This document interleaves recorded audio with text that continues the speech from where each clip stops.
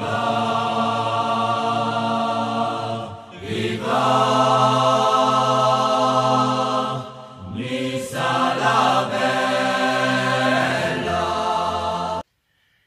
bonjour avec Nissart, on va débriefer ensemble aujourd'hui Nice PSG, le choc de la 8e journée. Et comme tu peux le constater, j'avais dit que si Nice gagnait face au PSG, j'avais fait un vote et en gros c'était soit je faisais en caleçon, soit je me versais une bouteille d'eau sur la gueule. Vous avez été 67% à vouloir que je fasse le débrief en caleçon. Et comme Nice a perdu, du coup, je reste tranquille. Voilà. Vote qui a très bien marché d'ailleurs sur Instagram. Tu peux me suivre sur Tonissa06 si tu en as envie. Pour les pronostics, aucun gagnant. Session qui marche très très bien. Je suis très content. Merci à vous les amis parce que c'est grâce à vous tout ça. Donc pas de gagnant. Donc je t'invite pour le prochain match à déjà donner ton pronostic. Donc pour revenir au match, donc une composition similaire en 5-3-2 ou en 3-5-2 comme tu veux, ça c'est à ta guise. Aucun changement par rapport au match contre Nantes à part Attal à la place de Jallet sur le côté droit. Voilà. Et dans ce début de match, on sent Nice avec beaucoup d'envie, beaucoup de volonté, une volonté d'enflammer le jeu dès les premières minutes. Voilà, on a envie de faire bien les choses. Voilà. Et du coup, à la 5e minute, t'as Maolida qui se fait un petit slalom dans la surface de réparation, qui arrive jusque devant Areola et un peu trop excentré, il frappe Areola, le dévie en corner. Et de là s'enchaînent 3 corners, une action bien chaude et pas de but pour le moment. Donc, on voit quand même une équipe de l'OGC Nice qui presse le PSG. On joue assez haut quand même, on récupère les ballons, on utilise les côtés, notamment le côté gauche avec Maolida, qui fait très mal au PSG en ce début de match. Cependant, le PSG récupère peu à peu le ballon et reprend la maîtrise du match et commence à poser son jeu tranquillement. Ça, ensuite se suit à la 24e minute, le but de Neymar. Le but de Neymar, qu'est-ce que tu veux dire? Benitez, il n'est pas fautif dans ce but. Parce que pourquoi? Il n'est pas attaqué. Tu ne peux pas laisser Neymar seul à l'entrée de la surface de réparation sans l'attaquer. Le mec, il a tout le temps d'armer sa frappe, de se mettre bien sur ses appuis pour l'enrouler et la mettre dans le petit filet. Benitez, il peut rien faire. Il peut absolument rien faire. Et à partir de ce but-là, il y a tout qui change. Il y a tout qui change. Le PSG maintient son rythme de jeu. Le rythme niçois baisse énormément parce que les Parisiens, eux, ils courent. Nous, on a l'impression de marcher dans ce match. Mais par contre, les Parisiens, eux, ils courent bien. Ils sont présents dans le match. Et du coup, ça fait qu'on n'arrive plus à jouer. On n'arrive plus à jouer. Makengo qui se blesse à la 27e minute. On laisse rentrer Cyprien à la place. Voilà. Donc, Cyprien qui rentre à la place de Makengo. Et le problème qu'il y a, c'est qu'on n'utilise plus les côtés pour percuter en attaque. Le problème, il est là. On ne percute plus sur les côtés avec Attal, Saint-Maximin, Maolida qui a fait quand même un bon match malgré tout, même s'il a encore pas marqué. Et le PSG joue en contre à ce moment-là, quand on arrive à avoir quelques sessions, ils arrivent à se sortir très rapidement avec des passes courtes en une touche de balle et ensuite une passe longue vers Mbappé qui a plus qu'à utiliser sa vitesse pour nous mettre en danger.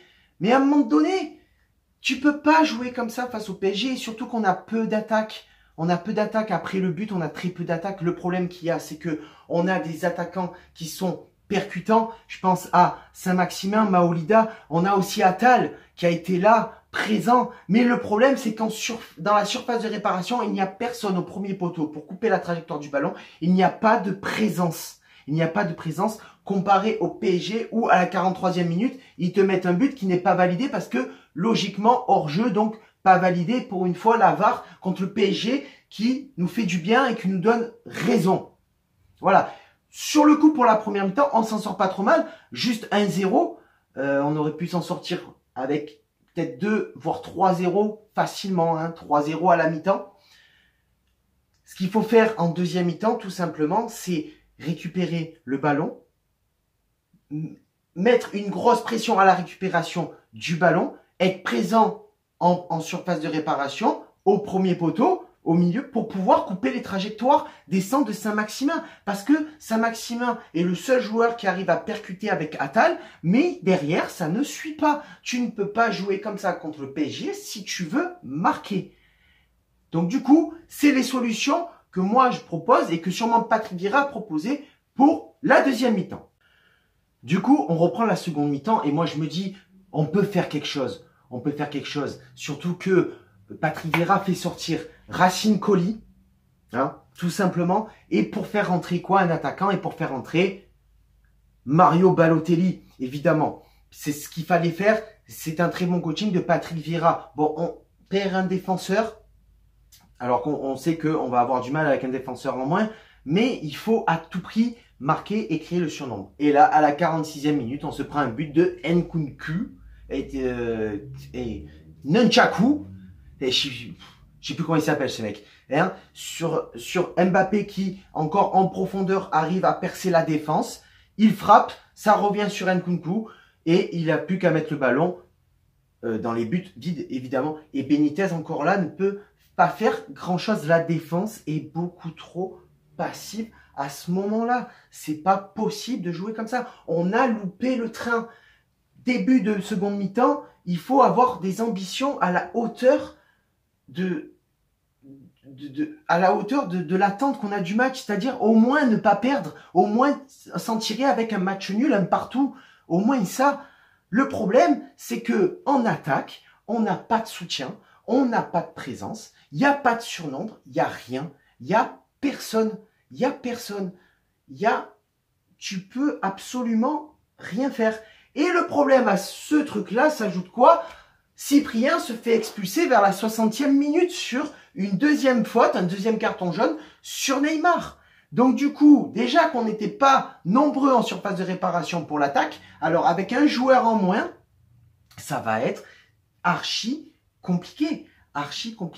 On n'arrive pas à récupérer le ballon. Sur un tacle, sur un contre, on récupère le ballon. Le problème, c'est que le PSG joue extrêmement haut et récupère tous les ballons. Ils sont derrière nous tout le temps. On ne peut pas avancer. On n'arrive pas à passer la ligne médiane. Dès qu'on passe la ligne médiane, on a un problème d'efficacité offensive. On ne trouve personne parce qu'il n'y a pas de présence. À la 66e minute, on évite le pire. Attal qui fait un sauvetage sur la ligne, sur une tête de Thiago Silva. Heureusement qu'il était là parce que Benitez était archi battu. On est sur la fin de match, à partir de la 70e minute, mais même bien avant, on est sur une session qui est complètement défensive. Mais le problème dans tout ça, c'est que la défense est passive parce qu'elle n'arrive pas à contrer la vitesse de Mbappé. Et je ne comprends pas pourquoi au marquage, Patrick Vieira a mis Dante sur Mbappé. Tu ne peux pas mettre Dante sur Mbappé. Il est beaucoup trop lent. Mets-moi un Malang Sarr. À la limite, mets-moi un RL qui est un petit peu plus rapide que Dante. Mais tu ne peux pas. On est beaucoup trop passif en défense. On n'arrive pas à jouer. On n'arrive pas à se proposer. À la 79e minute, Maolida qui sort pour faire entrer Srafi. Et à ce moment-là, ça ne changera absolument rien dans le match. Puisque à la fin du match, le PSG s'amuse. Clairement, ils sont en démonstration. On n'arrive pas à jouer. Clairement, comme j'ai dit en première mi-temps, on marche. Eux, ils courent. Nous, on marche. Et en plus de ça, ils courent en s'amusant. Donc, c'est vraiment de la moquerie à ce niveau-là. C'est que on voit vraiment qu'on n'a pas le niveau face au PSG de jouer correctement par rapport à il y a 2 ans en arrière où on pouvait les contrer, je dirais pas facilement, mais avec quand même une certaine autorité qu'on n'a pas eu aujourd'hui. On n'avait aucune autorité dans ce match. Benitez qui nous sort un arrêt exceptionnel en fin de match, mais qui derrière se prend un but où encore une fois, il peut rien faire avec une défense archi passive. Comment Mbappé et Neymar peuvent se retrouver seuls devant Benitez, extrêmement seuls devant Benitez, et ça n'a pas été la seule fois où Mbappé fixe Benitez, n'a plus qu'à passer à Neymar et qui met le ballon au fond des filets dans les cages vides. Ça fait 3-0 et à partir de ce moment-là, c'est la fin du match. Le match est plié, c'est fini. On a eu... Je voudrais faire une Mohamed Eni, offensivement nul, défensivement nul, intelligemment nul, sexuellement nul. Voilà, c'était une Mohamed Eni. Mais en même temps, comment intelligemment tu peux être bon à partir du moment où tu ne peux pas construire une action, puisque le PSG t'asphyxie et empêche toute relance, et que quand tu arrives à faire une relance et que tu arrives à utiliser les côtés, les espaces et la profondeur, tu n'as pas de soutien dans les passes en retrait. Tu ne peux pas. Donc quand même, malgré tout, on va se faire sortir un top 3. Je pourrais pas te sortir le classement premier, deuxième, troisième, mais pour moi, il y a 3 joueurs qui se sont un peu dégagés de ce match. Tu as d'une part Saint-Maximin qui a été très percutant et ça a été le seul, mais sans soutien derrière, tu ne peux pas.